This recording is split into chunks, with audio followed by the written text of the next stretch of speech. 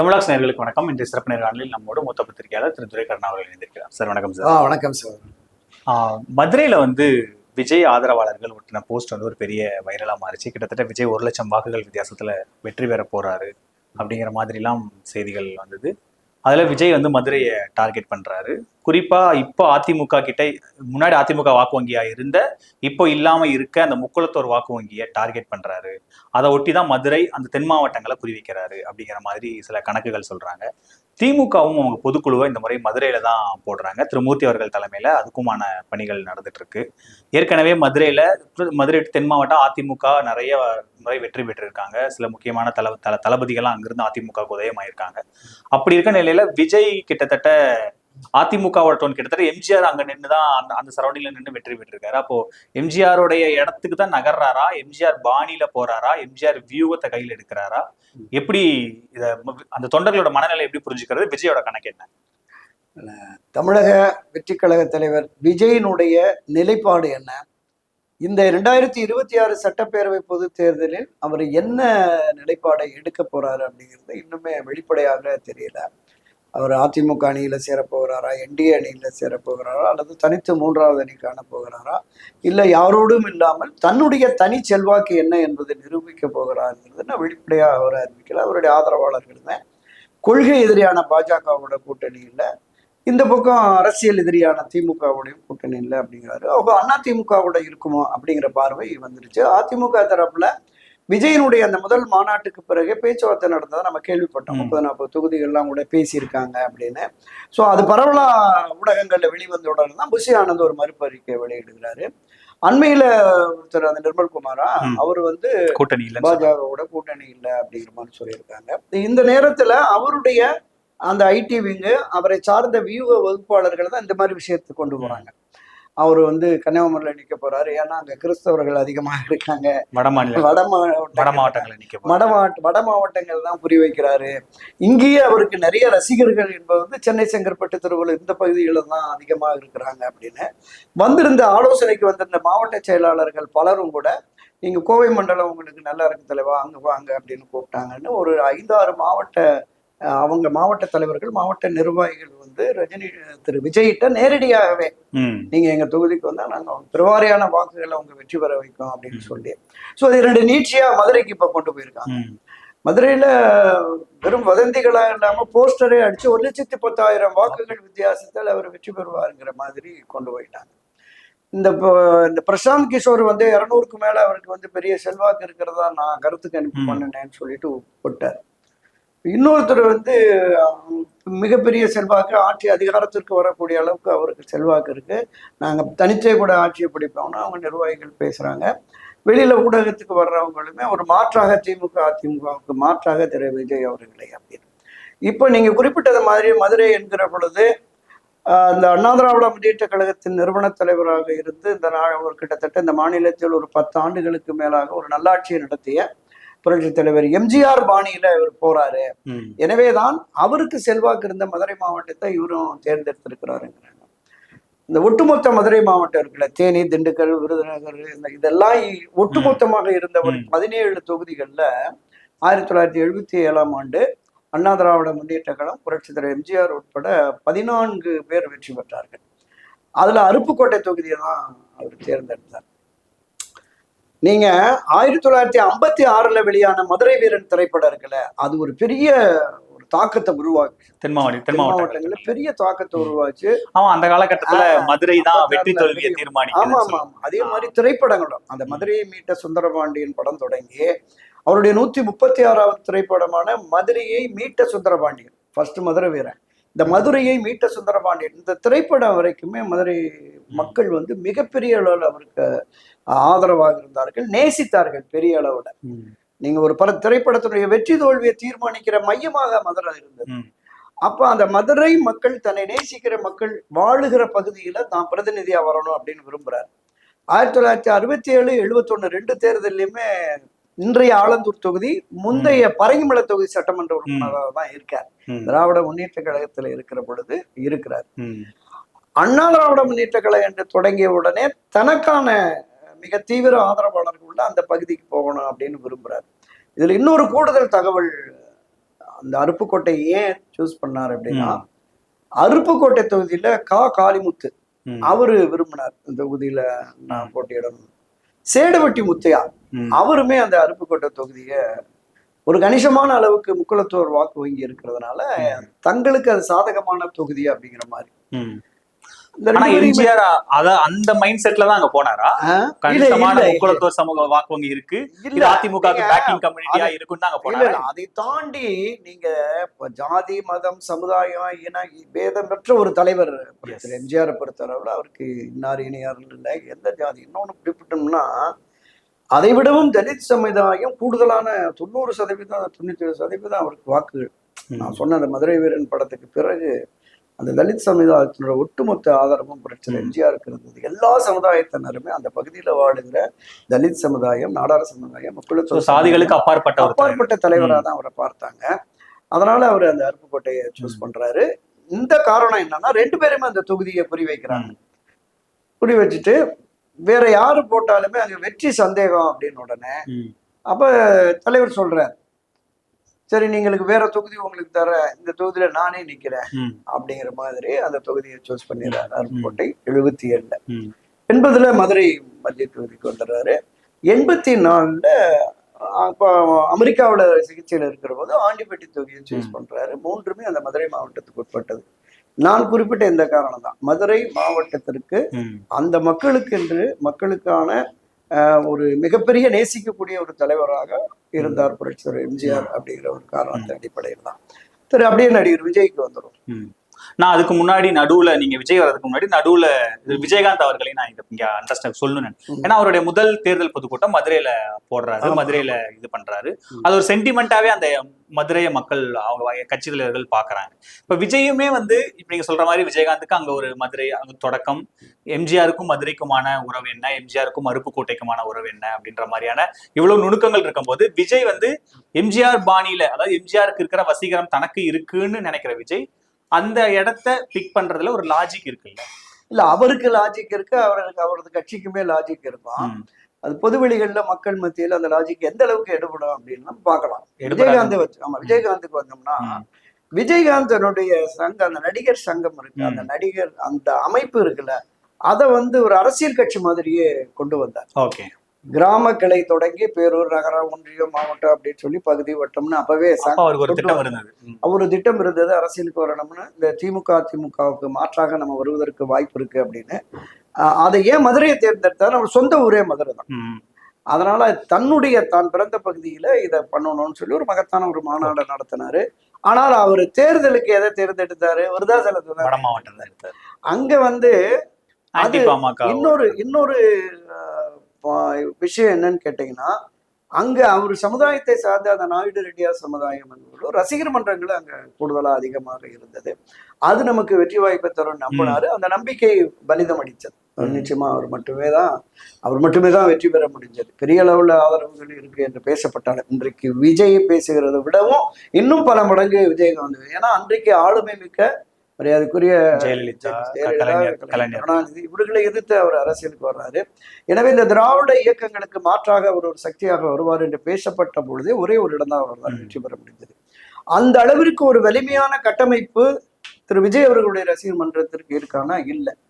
இப்போ ஆமா, நிச்சயமா பெரிய அளவுல ரசிகர் மன்றங்கள் நிறைய இருக்கு. இந்த ரசிகர் மன்றங்களில் இருக்கிற நிர்வாகிகள் தான் இப்ப அரசியலுக்கு வந்திருக்கிறாங்க. இதை தாண்டி 1-2 பேர் வெளியில இருந்து வரலாம்.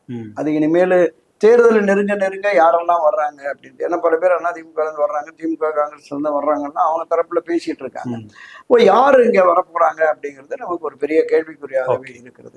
இப்ப இந்த சூழல்ல அவர் மதுரையை தேர்ந்தெடுத்திருக்கிறார் அப்படிங்கிறது தலைமையிலிருந்து நிச்சயமா அந்த ஐடி வங்கி இவங்க ஒரு விஷயத்த ஒரு மூடு செட் பண்றதுக்கு இல்ல சும்மா ஒரு அந்த மாதிரியான ஒரு போக்கா தான் இருக்கு. நீங்க அவர் அந்த போஸ்டர் பார்த்த உடனே அங்க புரட்சித்தலைவர் எம்ஜிஆர் காலத்துல அண்ணா திராவிட முன்னேற்ற கழகத்தில் மிக தீவிரமா, அதற்கு முன் கூட மன்றங்கள் அமைத்து தீவிரமாக இருந்த இப்போ கிட்டத்தட்ட 80 வயதை நடுங்கிய நவநீத கிருஷ்ணன் அவர் தலைமைக்கு உடனே ஒரு கடிதம் போட்டார். எந்த தொகுதியில நின்னாலும் மதுரை வடக்கு, தெற்கு, மேற்கு, கிழக்கு, மதுரை, மத்திய இந்த 5 தொகுதிகளில் எங்க நின்னாலும் நான் வேட்பாளராக என்னை அறிவிங்கள், நான் அவரை தோற்கடிச்சே காட்டுறேன். விஜய ஆமா, புரட்சி தலைவர் எம்ஜிஆருடைய முதன்மை தொண்டன் என்கிற வகையில நான் அவரை தோற்கடித்தேன். அவர் மேயரா இருந்திருக்கிறாரு. அவர் இந்த யாதவ சமுதாயத்தை சேர்ந்தவர். ஏற்கனவே அவங்க அண்ணன் பால்ராஜ் வந்து சட்டமன்ற உறுப்பினராக இருந்திருக்காரு. லோக்கல் செல்வாக்கு உள்ள ஒருத்தர். அவர் நான் என்னால எழுதி பெற்ற விஜயோட செல்வாக்கு என்ன? ஆமா ஆமா, இல்ல கட்சி தான், கட்சி முக்கியம். அதை நீங்க பாக்கணும். கட்சியினுடைய வாக்குகள் தான். வசீகரம் இருக்குல்ல சார், அளவுக்கான வசீகரம் விஜய்க்கு இருக்குல்ல, அந்த கரிஷ்மா அவரு தானே வச்சிருக்காரு. இல்ல அந்த அளவுக்கு நான் வந்து பல பதிவுகள்ல நான் குறிப்பிட்டிருக்கேன். புரட்சி தலைவர் எம்ஜிஆர் காலத்திற்கு முன்பும் சரி, அவருடைய காலத்திலும் சரி, அவர் மறைவுக்கு பின்னரும் சரி, அவருக்கு இணையாக வைத்து சமமாக வைத்து பேசுவதற்கு எவரும் இல்லை. இதை நான் சொல்லல, ரஜினிகாந்த் சொல்றாரு. அவருடைய சிலை திறப்பு விழா ஏசி சண்முக காலேஜில் இருக்கிற போது அவருக்கு இணையான ஒரு தலைவரை பார்க்க முடியாது, இதுவரையிலும் இல்லை, இனிமேலும் இல்லை. அவர் வழியில ஆட்சியை நடத்த முடியுமா என்று எங்களை போன்றவர்கள் சிந்திக்கிறோம் அப்படின்னு தான் சொன்னார். அவரிடத்தை பிடிக்க முடியாது அப்படின்னு. அதைத்தான் நடிகர் விஜய் அவர்களுக்கும் சொல்றேன். விஜய் அவர்கள் மிக ஈர்ப்பு உடைய அந்த ரசிகர் வட்டத்தில் இருக்கிறார். புரட்சி தலைவர் எம்ஜிஆருடைய அறிமுகம் திரைத்துறையில சரி, அவருடைய திரைப்படங்களை நீங்க பாருங்க. அந்த 136 படங்கள்லையுமே அவர் 15-16 படங்கள் இணை ரோல்கள் தான் இருக்கும். 1947 வந்த அந்த ராஜகுமாரி கதாநாயகனா நடித்தார்ல, அதுல இருந்து வந்த அனைத்து திரைப்படங்கள்லையும் பாருங்க, ஒரு பள்ளியில, கல்லூரியில, பல்கலைக்கழகங்கள்ல வாழ்வியல் போதனைகள் எப்ப இருக்குமோ அந்த மாதிரிதான் அவருடைய காட்சி அமைப்புகள், வசனங்கள், பாடல்கள் இருக்கும். இந்த சமுதாயத்திற்கான ஒரு மிகப்பெரிய வழிகாட்டுதல் அவருடைய திரைப்படம் இருக்கு. எந்த நெகட்டிவ் ஆஸ்பெக்டும் அவருடைய இருக்காது. மரியாதைக்குரிய விஜய் எடுத்துங்க, வர்ற போதே துப்பாக்கி அருவாளோட தான் வருவார். என்னன்னா அது இப்போ வந்து அதுதான் ட்ரெண்டு, கெத்து அப்படிங்கிற மாதிரி. ஒரு ஈர்ப்பு என்பது ஒரு பிம்பம் கட்டமைக்கப்படுகிறது இல்லை, அந்த பிம்பம் வந்து புரட்சி தலைவர் எம்ஜிஆருக்கு பாசிட்டிவா இருந்தது. இவருக்கு இதை நேசிக்கிற இளைஞர்கள் மத்தியில தான், பெண்கள் தரப்புலையோ மற்றவர்கள் தரப்புலையோ பெரிய அளவுல ஒரு ஈர்ப்பு இல்லை அப்படிங்கிறத சொல்றீங்க. அவ்வளவு பெண்கள் கூட்டம் கூடுது. முக்கியமா எல்லாரும் உங்களை மாதிரி சில நிறைய பத்திரிகையாளர்கள் சொல்றது திமுக இருக்கிற அதிமுக நடிகர் உடைக்க போறாருன்னு சொல்றாங்க. நடிகர் என்கிற முறையில திரு விஜய் அவர்களுக்கு மிகப்பெரிய அளவுல கூட்டம் வரும். நீங்க ஒரு கோயம்புத்தூர்ல நம்ம கடந்த ஒரு 6 மாதத்துக்கு முன்னாடி ஒரு நகைக்கடை திறப்பு விழாவுக்கு போனாங்கல்ல, ஒரு நடிகை, பிரபல நடிகை போனாங்கல்ல, கோவையே ஸ்தம்பிச்சு போயிடுச்சு. எந்த போக்குவரத்துமே இல்ல. 3 மணி நேரம் 4 மணி நேரம் போலீஸ் திண்டாடுனுங்கிறான். நடிகருங்கிறது நடிகைங்கிறது தான். அது இது ஒண்ணா சார்? அது இல்ல நான் அந்த நடிகர்களை பார்க்கறது கூட்டம் வருது, அது வாக்குகளா மாறாதுன்னு நான் சொல்ல வரேன். அதைத்தான் சொல்றேன். வாக்குகளாக மாறுவதற்கு நடிகர்களை பார்க்கறதுக்குன்னு ஒரு கூட்டம் போகுதுல்ல, அந்த கூட்டம் எல்லாருக்கும் இருக்கும். நீங்க கடந்த தேர்தலுக்கு திரு வடிவேலு திராவிட முன்னேற்ற கழகத்திற்கு பிரச்சாரம் பண்ணும்போது என்ன சொன்னாங்க? அதிமுக ஒரு இடம் கூட ஜெயிக்க முடியாதுங்க, திமுக அப்படியே அள்ளிட்டு வந்துடும், வடிவேலுக்கு வர்ற கூட்டத்தை பார்த்தா அப்படிதான் தெரியுது அப்படின்னா. எனவே நடிகர் என்கிற அந்த அடையாளத்தோடு நம்ம திரு விஜய் அவர்களை பார்த்தோம் அப்படின்னா, இந்த கூட்டம் பெண்கள் கூட்டம் வருகிறது, பொதுமக்கள் கூட்டம் வருகிறது இல்லை, இது வாக்குகளாக மாறாது அப்படின்னு என்னுடைய கணிப்பு. அப்போ ஸ்ட்ரெயிட்டாக இப்போ பேசிடுவோம் சார். இப்போ எம்ஜிஆரோட அருப்புக்கோட்டை மதுரை ஃபார்முலா விஜய்க்கு ஒர்க் ஆகுமா? விஜய் அவர்கள் இந்த 2026 தேர்தலை பொறுத்தளவுல அவர் தேர்தலில் போட்டியிட மாட்டார் என்பதுதான் என்னுடைய உறுதியான கணிப்பு. ஏன் அந்த இடத்துக்கு வரீங்க எல்லாரும்? இல்ல, அதாவது தனித்து போட்டி என்று வருகிற பொழுது நீங்க சொன்ன மாதிரி குறிப்பிட்ட ஏரியா, குறிப்பிட்ட சமுதாயம், 234 தொகுதியில அவர் எங்க வேணாலும் நிக்கலாம், அதுல எந்த மாற்று கருத்தும் இல்லை. ஏன்னா தமிழகம் முழுவதுமே அவருக்கு ரசிகர்கள் இருக்கிறாங்க. அந்த ரசிகர்கள் குடும்பத்தை சார்ந்த வாக்காளர்கள் அப்படிதான் நம்ம பார்க்கணும். கிட்டத்தட்ட 60 லட்சம் பேர் இப்ப உறுப்பினர்களாகவே சேர்ந்துட்டாங்க. அந்த வாக்குகள் எங்களுக்கு வரும் 80 லட்சம். ஆமா, அப்ப இதுவே எங்களுக்கு வாக்குகளா மாறினாலே போதும் அப்படின்னு சொல்லி ரசிகர் மன்றத்தில் இருந்தவர்கள் வாக்காளர்களாக, அவருடைய கட்சியின் உறுப்பினர்களாக பதிவு செய்தவர்கள் 100% ஓட்டு போட்டா கூட ஒரு 10-12% தான் இருக்கும். ஆனால் 100% வாக்கு பதிவு என்பது தமிழக அரசியல் தேர்தல் வரலாற்றிலே இல்லை. அதிகபட்சம் போனா 70-72% என்ற சதவீதம் தான், 70-72% தான் இதுவரைக்கும் இருக்கு. மீதமுள்ள 28-30 அந்த சதவீத வாக்குகள் வரவே இல்லை. 1952 முதல் தேர்தலில் இருந்து தொடங்கி பார்த்தீங்கன்னா 58%, 59%, 68, 70, 72, ஒரு சில தொகுதிகளில் 80-82 வந்திருக்கு. ஆவரேஜா பார்த்தா ஒரு 70-72% வாக்குகள் தான். ஸோ அந்த அளவுக்கு வர்ற போது தான் நான் என்னுடைய கணிப்பு என்பது 5-7% தான் மரியாதைக்குரிய நடிகர் விஜய் அவர்களுக்கு கிடைக்கும் தனித்து நின்றால். அந்த வாக்குகள் என்பது மரியாதைக்குரிய நடிகர் விஜயினுடைய ரசிகர்கள், அந்த ரசிகர்கள் குடும்பத்தை சார்ந்தவர்கள். இதை தாண்டி திரு விஜய் அவர்கள் மீது அபிமானம் கொண்டிருக்கிற ஒரு சிலர் போடலாம். விஜய் ரசிகர் மன்றத்தில் இதுவரையில் பயணித்த மற்ற அரசியல் கட்சிகளை சார்ந்தவர்கள், காங்கிரஸ், திமுக, சிபிஎம் எல்லாத்திலும் இருக்காங்கல்ல, அவங்க தேர்தல் என்று வந்து விட்டால் ரஜினி தனி கட்சியை ஆரம்பிச்சாரு, நம்ம கட்சியை பார்ப்போம் அப்படின்னு அங்க போயிடுவாங்க. சரி, விஜய் அவர்கள் விஜய் தனி கட்சி தொடங்கிட்டாரு, அதனால நாம நம்முடைய கட்சியை பார்ப்போம்னு போயிடுவாங்க. அந்த வாக்குகள் இவருக்கு கிடைக்காது. இப்ப இதையும் தாண்டி அப்படியே இதுக்கு வயசு வருஷம் இருக்குல்ல, அதிமுக திமுகல விஜய் ஆதரவாளர்கள் நம்மால் கட்சி தொடங்கிட்டாருன்னு அங்கிருந்து வெளியே வரலாம்ல. அதான் விஜய் ஆதரவாளர்கள் வருவார்கள், அதுல எந்த மாற்று கருத்தும் இல்லை. ஆனால் அதிமுகவில் உறுப்பினர்களாக தன்னை இணைத்துக் கொண்டவர்கள் ஒருபோதும் வரமாட்டாங்க. கட்சியில மெம்பரா ஜாயின் பண்ணிட்டாங்கன்னா கட்சி முக்கியம், வெற்றி முக்கியம் அப்படிங்கிற பார்வை தான் இருக்கும். இப்ப இன்னும் கூடுதலான ஒரு தகவல் சொல்றேன். திரு விஜய் அவர்களை நேசிக்கிறவர்கள் மட்டுமல்ல, விஜய் ரசிகர் மன்றத்தில் இருக்கிறவர்கள் மட்டும் இல்ல, புதிதாக 18ல இருந்து புதிய வாக்காளர்களா வர்றாங்கல்ல, அவங்களுக்கு முதல் தலைமுறையினர், அவங்களுக்கு வந்து அரசியல் ஈடுபாடு, அரசியல் கட்சியில வந்து பதவிகளுக்கு பொறுப்புகளுக்கு வர வேண்டும் என்று விரும்புகிறவர்கள் இங்கதான் வருவாங்க. ஏன்னா அவங்களுடைய குடும்பத்தினர், அண்ணன், அப்பா, அக்கா, தங்கை எல்லாருமே திமுக அதிமுகன்னு இருந்தாலும் கூட அங்க வந்து ஃபுல் ஆயிடுச்சு. இங்கதான் பொறுப்புகள், பதவிகள் நிறைய இருக்கு. கிட்டத்தட்ட ஒரு 24 அமைப்பு திரு விஜய் இருக்கு. மாணவர், இளைஞர், அந்த சிந்தனையாளர் பேரவை, எல்லா முதல் தலைமுறை வாக்காளர்கள் எல்லா தேர்தலையும் தான் வராங்க. ஆமா ஆமா, இவர்கள் வருகிற பொழுது இன்னும் கொஞ்சம் 1% 2% வாக்குகள் இருக்கு. இதை தாண்டி திமுக அதிமுகவை வீழ்த்தி ஆட்சி அதிகாரத்திற்கு வந்து இவர் நல்லாட்சி தருவார் என்கிற நம்பிக்கை பொதுவெளிகள்ல மக்கள் மத்தியில இன்னும் வரல. இல்ல, இனிமே வரலாம் சார், அததான் நான் சொன்னேன். நம்ம கடந்த பதிவில் கூட பேசணும். இனிமேல் வருவதற்குரிய வேலைகளை அவர் வேலை திட்டத்தை வகுக்கணும். இன்னொரு விஷயம் நான் இங்க பதிவு பண்றேன். திரு எம்ஜிஆர் அவர்கள் 72ல கட்சி தொடங்கினார். 72 அக்டோபர்ல கட்சி தொடங்கி நவம்பர்ல இருந்தே போராட்ட அறிவிப்பு விட்டார். விலைவாசி உயர்வு போராட்டம், மின்கட்டண கண்டன பொதுக்கூட்டம், காவல்துறை அடக்குமுறை கண்டன பொதுக்கூட்டம். இதை தாண்டி தேர்ந்தெடுக்கப்பட்ட சட்டமன்ற உறுப்பினர்கள் மக்கள் நம்பிக்கை இழந்து விட்டார்கள். எனவே அந்த திமுக சட்டமன்ற உறுப்பினர்கிட்ட போய் அவங்க பதவியை ராஜினாமா சொல்லி மனு கொடுங்க அப்படின்னு எல்லாம். அவர் திமுகல இருந்தாரு, திமுகல கட்சி பணியாற்றினாரு, பொருளாளரா இருந்து சண்டை போட்டு வெளியில அவர் கிட்டத்தட்ட ஒரு 20 வருஷம் கட்சியிலே அரசியல் இருக்காரு. அதோடைய நீச்சி தான் அந்த போராட்டம் எல்லாம். பட் விஜய் இப்பதான் அந்த கடைசி தன்னுடைய கமிட்மெண்ட்டை முடிச்சுட்டு களத்துக்கு வராரு. சோ இனிமே அதை ரொம்ப வீரியமா எடுப்பாருன்னு பார்க்காம இப்போதே 2026 தேர்தலுக்கே அந்த வீரியத்தை காட்டினாதான் அவருக்குடைய அந்த செல்வாக்கு என்பது, மக்கள் ஆதரவு என்பது வெளிப்படும். நீங்க அப்படி இப்போ அந்த 72 76 வரைக்கும் திராவிட முன்னேற்ற கழக ஆட்சி இருந்த பொழுது மரியாதைக்குரிய திரு எம்ஜிஆர் அவர்களையே அழிப்பதற்கு ஒழிப்பதற்கெல்லாம் நடந்தது. பல ஆயிரக்கணக்கான அதிமுகவினரை அடிச்சு மண்டை உடைச்சு பொய் வழக்கு போட்டு சொத்துக்களை சூறையாடி மிக கடுமையான எதிர்ப்பை சந்திச்சது. அதுல ஒரு குறைந்தபட்சம் 1% 2% அளவுக்காவது இன்றைய திராவிட முன்னேற்ற கழக ஆட்சி நெருக்கடியை, சோதனையை திரு விஜய் கொடுத்தா அவர் அரசியலை விட்டு போயிடுவார், சமாளிக்க முடியாது. நான் என்ன கேட்கிறேன்னா, நீங்க அரசியல் எதிரி திராவிட முன்னேற்ற கழகம், இதை எதிர்த்து களம் காண்கிறேன் அப்படின்னு வந்துட்டீங்க. அப்ப அதற்கு எதிராக இந்த 4-5 மாசத்துல உங்களுடைய ஆர்ப்பாட்டமோ போராட்டமோ மறியலோ ஏதாவது வந்திருக்கணும்? எதுவுமே இல்லை. அப்ப மக்கள் மத்தியில நம்பிக்கை வரணும். இவர் வந்து மாற்று அப்படிங்கிற நம்பிக்கை வந்தாதான். அப்படி வராத பட்சத்துல இவர் இன்னும் களம் இறங்கணும். நம்ம இதுலயே நம்ம பல பதிவுல சொன்ன மாதிரி இன்னும் ஒரு 5 ஆண்டுகள் தொடர்ந்து மக்கள் பிரச்சனைக்காக களமாட வேண்டும். பகுதி வாரியாக, மாவட்ட வாரியாக, ஒன்றிய நகர வாரியாக உள்ளூர் பிரச்சனைகளை கையில் எடுக்கணும். ஒட்டுமொத்த தமிழகத்தினுடைய பிரச்சனையும் கையில் எடுக்கணும்.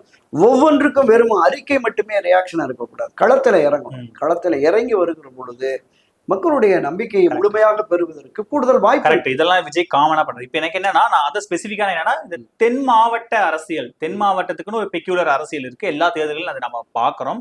ஜெயலலிதா அந்த மாவட்டத்தை எவ்வளவு ஹோல்டுல வச்சிருந்தாங்க, எம்ஜிஆருக்கு அது எவ்வளவு முக்கியம், இப்ப ஸ்டாலின் வந்ததுக்கு அப்புறம் அதுக்கு எவ்வளவு கான்சென்ட்ரேட் பண்றாருங்கிறதையும் நாம பார்த்துட்டு தான் இருக்கோம்.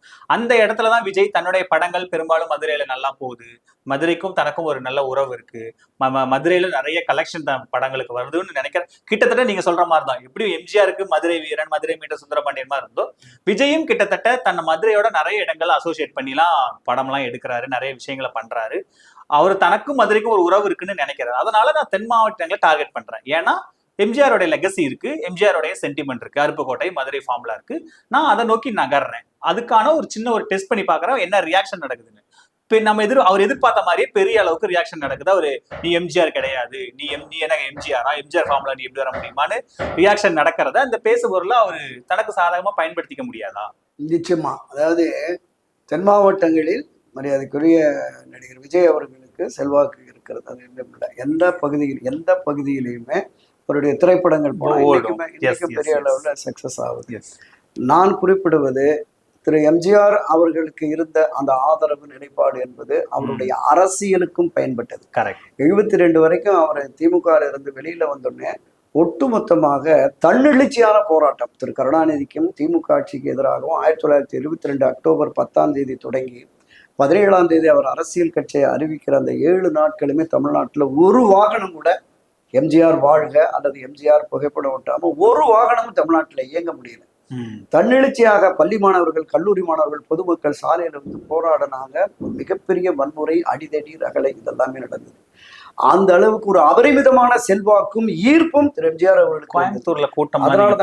ஆமா, பெரிய அளவுல கூட்டம் இருக்கு. விஜய் கூட்டம் இருக்கு. ஆமா, அவர் இன்னும் மதுரைக்கு வரல. மதுரைக்கு அவர் கொடைக்கானல் போறதுக்காக போகும்போதே மதுரையில அவ்வளவு கூட்டம், கொடைக்கானல் அவ்வளவு கூட்டம். சோ அவருக்கு மதுரையில அவரும் அந்த இடத்துல அதுதான் காட்டுறாரு. இல்லைங்க, அவருக்குள்ள புரட்சி தலைவர் எம்ஜிஆருக்கு இருக்கிற அந்த செல்வாக்கு என்பது அந்த பகுதியில கிட்டத்தட்ட ஒரு 50-60 ஆண்டுகளாக அவர் சேகரித்து வைத்த அந்த சொத்து. திரு எம்ஜிஆர் அவர்களும் சரி, மரியாதைக்குரிய செல்வி ஜெயலலிதா அவர்கள் காலத்திலும் சரி, நீங்க குறிப்பிட்டது மாதிரி அண்ணா திராவிட முன்னேற்ற கழகத்திற்கு தென்மண்டலம் ஒரு பெரிய ஹோல்டா தான் இருக்கு. நான் தொடக்கத்துல நம்ம சமூக ரீதியா அந்த நுட்பமா பார்த்தா அந்த வாக்குகளும் நிச்சயமா அதிமுகவுல மக்களத்தோர் வாக்கு வங்கி என்பது பெரிய அளவுல இருந்திருக்கு, இன்னும் இருக்கிறது. அதுல எந்த மாற்று கருத்துமே இல்லை. இன்னும் இருக்கு எந்த மாற்று கருத்துமே இல்லை. அதாவது இன்றைக்கு திரு எடப்பாடி பழனிசாமியினுடைய செயல்பாடுகள், அவருடைய அணுகுமுறைகள் பிடிக்காதனால தனிப்பட்ட திரு எடப்பாடியார் மீதான வெறுப்பு என்பது அங்க இருக்கே தவிர, மற்றபடி கட்சி புரட்சி தலைவர் எம்ஜிஆர், செல்வி ஜெயலலிதா, ரெட்டலை இதற்கான ஆதரவு நிலை என்பது இன்னும் அங்க இருக்கு.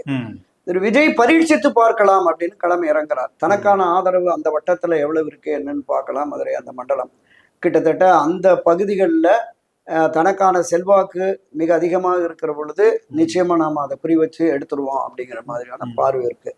எம்ஜிஆர் வழியில் தன்னுடைய அரசியல் பயணத்தை செலுத்துவோம், கொண்டு செல்வோம் என்கிற மாதிரி பார்வை இருக்கலாம். எம்ஜிஆர் இடத்தை இவரால் பிடிக்க முடியாதுதான் என்னுடைய இது.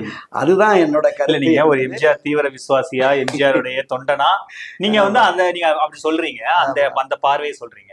ஆனா விஜய் கிட்டத்தட்ட நீங்க சொல்ற மாதிரி இப்ப எம்ஜிஆருக்கும் விஜய்க்கும் என்ன, எம்ஜிஆர் இங்கே திராவிட முன்னேற்ற கழகத்துல இருந்து அரசியல தனி கட்சி தொடங்குறாரு. இவரு 0ல இருந்து ஆரம்பிச்சு கட்சி தொடங்கி பனையூர்ல இருந்து ஆரம்பிச்சு வர்றாரு. ஆனா அவருக்கு இருந்த திரைப்படங்கள்ல அவருக்கு இருந்த அதே வசீகரம், அதே கிரௌட் புல்லிங், நம்பர் 1 அப்படின்ற அந்த பொசிஷன் எல்லாமே விஜய் கிட்டையும் இருக்கே. அதே கிரௌட் புல்லிங், வசீகரம், நம்பர் 1. இன்னைக்கு அவர் தான் இண்டஸ்ட்ரியில் நம்பர் 1 இந்தியாலேயே. கிட்டத்தட்ட அவ்வளவு இந்தியா முழுக்க அவர் படங்கள் ஓடுற அளவுக்கு அவர் நம்பர் 1ல இருக்கும்போது கிட்டத்தட்ட என்ன அந்த 20 வருஷம் ஒரு கட்சி பணி பண்ணியிருக்காரு, இவர் அதை பண்ணல. அதை தவிர வேற என்ன வித்தியாசம் பாக்குறீங்க? திரு எம்ஜிஆர் அவர்கள் நாடகத்துறையில் இருக்கிற போதே ஒரு பரோபகார சிந்தனையோடு வந்தார். அங்கே போயிட்டீங்க. அப்ப ஓடி ஓடி உழைக்கணும், ஊருக்கெல்லாம் கொடுக்கணும் என்கிற தாத்பரியத்தை தன் வாழ்நாள் முழுவதும் கடைபிடித்தார்.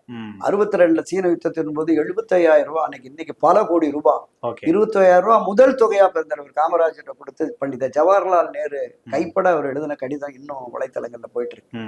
அவருக்கு பாராட்டி அடுத்த 50,000 ரூபாய் கொண்டு கொடுத்தார். அவ்வை ஹோமுக்கு 35,000 ரூபாய் 1960-61 அன்னைக்கு சி சுப்பிரமணியம் பக்தவச்சலம்லாம் நம்மால நினைத்து பார்க்க முடியாத தொகையை கொடுத்திருக்கிறார் அப்படின்னு பாராட்டினாங்க. அதே மாதிரி பல இடங்களுக்கு சொல்லலாம். தியாகராஜா கல்லூரி இருக்குல்ல வட சென்னையில், அந்த கல்லூரியினுடைய செயலாளராகவே இருந்தார்.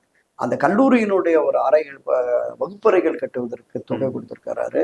இன்னும் பல லட்சக்கணக்கான கோடிக்கணக்கான ரூபாயை கொடுத்தார். ஒரு பிரச்சனை என்று வருகிற பொழுது எங்கு தேவைகள் இருக்கிறதோ அங்கு தேடி சென்று உதவக்கூடிய மனிதராக இருந்தார். அவருடைய வீட்டுக்கு போனா இன்னைக்குமே இந்த வள்ளலாருடைய அணையாய் இருப்புங்கிறது அங்க இருந்தது. எல்லோரையும் அரவணைத்து போனார். எல்லோருக்கும் உதவுகின்ற தன்மை இருந்தது. அவரோடு பயணித்தவர்களை தாண்டியும் கூட அவர் பலருக்கு உதவி சேர்க்கிறார். நீங்க அதை பட்டியல் போட்டோம்னா 100 கணக்கில், 1000 கணக்கில், லட்சக்கணக்கில் வரும். பல குடும்பங்களுக்கு என்எஸ்கே குடும்பம் அவர் மறைவுக்கு பிறகு அவருடைய குடும்பத்தினருக்கு மகளுக்கு திருமணம், வேலை வாய்ப்பு, ஜீவா பையனுக்கு வேலை வாய்ப்பு, வாய்ப்பு கிடைக்கும் போதெல்லாம் அவர் உதவி செய்தார் என்பதுதான் அவருக்கான மிகப்பெரிய அடையாளமாக இருந்தது. அந்த அடையாள மரியாதைக்குரிய விஜய் அவர்களுக்கு இல்ல, வந்த உடனே ஒரு 234 தொகுதியிலையும் பசங்களை கூப்பிட்டு நோட்டு புஸ்தகம் வழங்கி, அப்பா அம்மாட்ட சொல்லுங்கப்பா ஓட்டுக்கெல்லாம் காசு வாங்கக்கூடாது அப்படின்னு சொன்னார். அதுதான் நமக்கு பிரபலமாக தெரிந்த விஷயம். ஆனால் திரு எம்ஜிஆர் அவர்கள் மறைந்து 38 ஆண்டுகளுக்கு பிறகு இன்னும் அவருடைய பிறந்த நாள் விழாக்களும் அவருடைய நினைவு நாளும் எப்படி கொண்டாடப்படுகிறது, எப்படி அனுசரிக்கப்படுகிறது நம்ம இன்னும் பார்த்துக்கிட்டு சார். நம்ம எம்ஜிஆருடைய லெகசி அதுதான் சொல்றேன். அந்த விஷயம் இருக்குல்ல, அதை நோக்கி திரு விஜய் அவர்கள் பயணித்தார்னா, இப்ப திரு விஜயகாந்த் கூட என்ன பண்ணாருன்னா, அவருடைய ஒவ்வொரு பிறந்த நாளின் போதுமே அந்த வறுமை ஒழிப்பு தினமா அப்படி வச்சிருந்து நிறைய பண்ணினாரு. அந்த திசை நோக்கி போக போக இவரும் பரவாயில்லையே அப்படிங்கிற மாதிரியான அந்த பார்வை, ஒரு பொது வழி பார்வை வந்தது, ஆதரவு நிலைப்பாடு இருந்தது. அதனாலதான் அவரு மறைவுக்கு பாத்தீங்கன்னா மிகப்பெரிய அளவுல கூட்டம் இருந்தது. இன்றைக்கும் அவருடைய நினைவெல்லாம் கோயம்பேடுக்கு பாத்தீங்கன்னா டெய்லி உணவு போடுறாங்க, அங்க கூட்டங்கள் போயிட்டு இருக்கு. அண்ணா நினைவிட, எம்ஜிஆர் நினைவிட மாதிரி விஜயகாந்த் நினைவிடத்துக்கும் போகுது. ஆக மக்களோட நெருக்கம் என்பது அப்படிதான் வரணும்.